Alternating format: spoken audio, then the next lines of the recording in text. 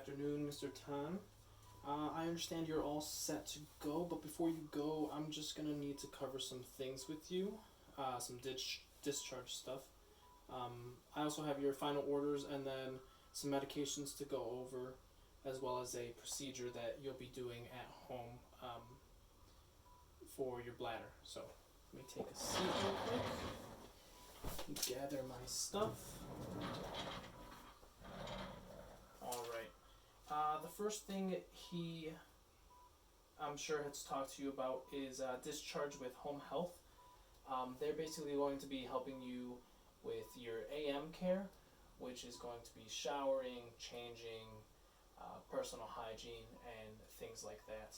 I have some paperwork with me as well that you could take home that might answer any questions. Otherwise, if your parents also have any questions, they can find them on there, or they can reach us as well. The next thing is self-cath. So because you have lost sensation and you aren't able to void, there are other ways. So here I have a kind of a self catheterization kit. Most kind of look like this, but I'll go ahead and explain to your parents as well as yourself how to go about this procedure. So these are the components. Let me grab my stuff.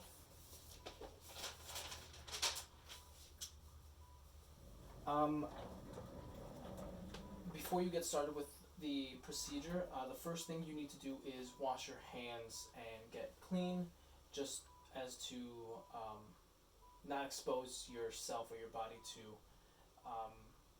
any microbes that may cause infection. So clean your hands. If you do have gloves, you can wear gloves as well during the procedure. But then gathering your supplies. So here I have a iodine solution to clean the area, lubrication, and then some cotton swabs as well to clean the area. Some kits don't come like this. There's other ways, but this is just standard one here that we have at the hospital. And then as well as the catheter itself, and then a drainage bag. So after washing your hands, getting your supplies, you're going to clean yourself off down there, and as well as around the site. And then beyond that is picking a private area or room to do this in. So most people just use the bathroom, whatever you're comfortable in. One thing though is to not use, or to not stand up while doing this. Sitting down is the most appropriate way to go about it, as well as not doing this in the shower. So with that, I'll get started with the actual technique. So the catheter will be might be in a sheath like this, and the first thing you'll want to do is actually lubricate the end. So here's the lube. You can just put it in there, and then set the end of the catheter kit. Obviously my hands aren't clean and I didn't wash my hands, but just for the sake of this.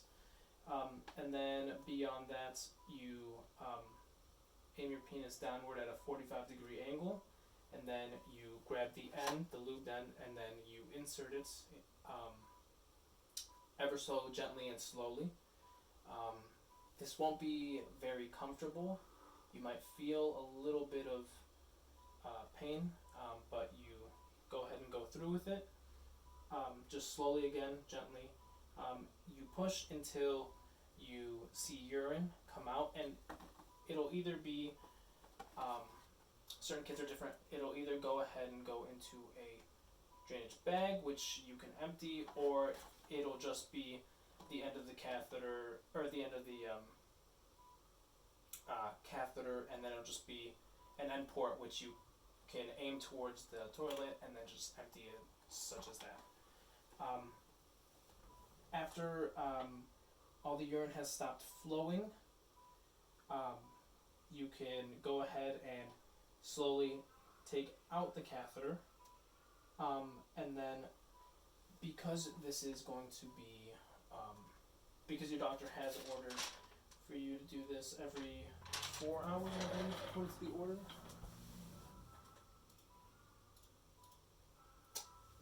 Yep, self-catheterization every 4 hours, and says here while awake as well, so no need to do it while you're sleeping, but every 4 hours, you may want to reuse your equipment.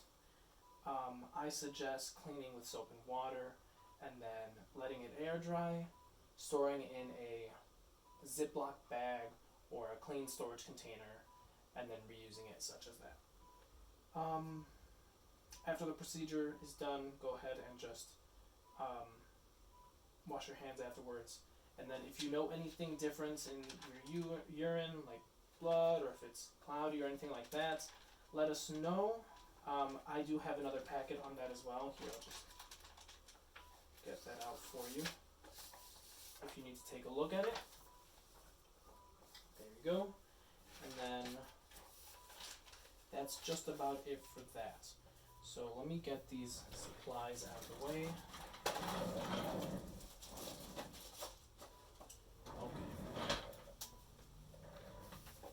And then beyond that, what I have here are some medications. So let's see, you have been prescribed Colace. So Colace is going to be a laxative that's going to help you, will help prevent like hard, dry stools and constipation and things such as that.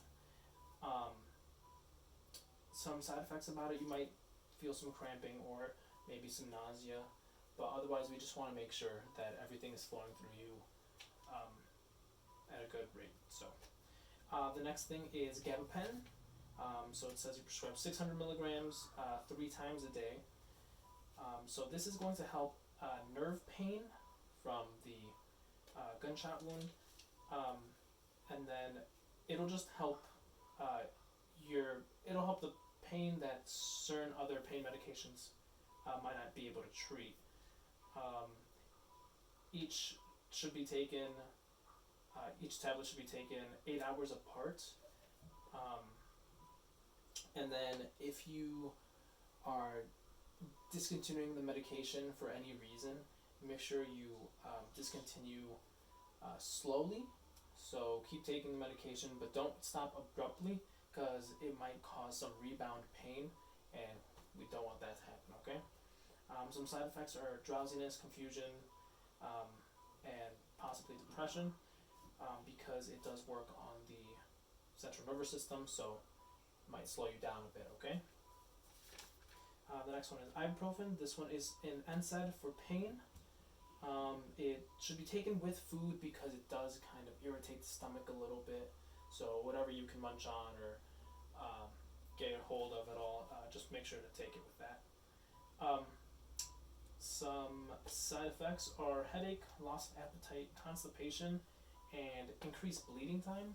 So you might see your gums bleed a little bit, or if you see excessive bruising, then that's a sign to call us and let us know. Just watching out for signs that might indicate like, oh, I'm bleeding too long or something like that. Along with that one, you're also prescribed Coumadin here, which is an anticoagulant, which helps blood not clot. Because of your mobility status, we don't want the blood to be pooling and clotting in those areas. So this is why you prescribe this, but it also increases the risk for bleeding. Some side effects with this one is also dizziness, fever, diarrhea, and you might have a rash. Beyond that, there's another medication as well, fluoxetine, which is an antidepressant specifically, but in turn it will help with any PTSD you might experience from the gunshot wound. Side effects are hot flashes, nervousness, dizziness, and sweating. Do you have any questions about those meds at all? Okay. I do have some paperwork regarding the meds right here. I'll go ahead and give these to your parents. Go. And then beyond that, your doctor wants you to follow up with urology in 1 month. We have set up for that, and then here is some paperwork regarding that as well. So I'll give that to you. Do you have any other questions besides that? I know some things to look out for again as well, just because of your mobility status, is pressure sores. Pressure sores are caused by like bony prominences, like your heels, applying too much pressure and not being moved adequately. So one thing is to just keep shifting your body weight and changing positions frequently, and to make sure you get moving. So exercising, keeping those leg muscles viable. I know PT went over some things with you, but just even lifting your knee upward will help, or even kind of help kicking your leg from like a wheelchair or a seated stance or seated position. Also, use assistive devices when needed. Just I know that you may need help getting some things, but trying everything by yourself may not always be the best option. Just use any assistive devices or ask for help if need be. I know your parents are always there and your family's there for you, so just letting you know with that. But I got nothing besides that. Do you have any other questions, or do your parents have any questions? No? Okay. All right. I am going to file some things, and then I will get you some more documents regarding what the doctor has said for you, and you should be good to go. All right. Thank you guys. I'll be back in just a moment.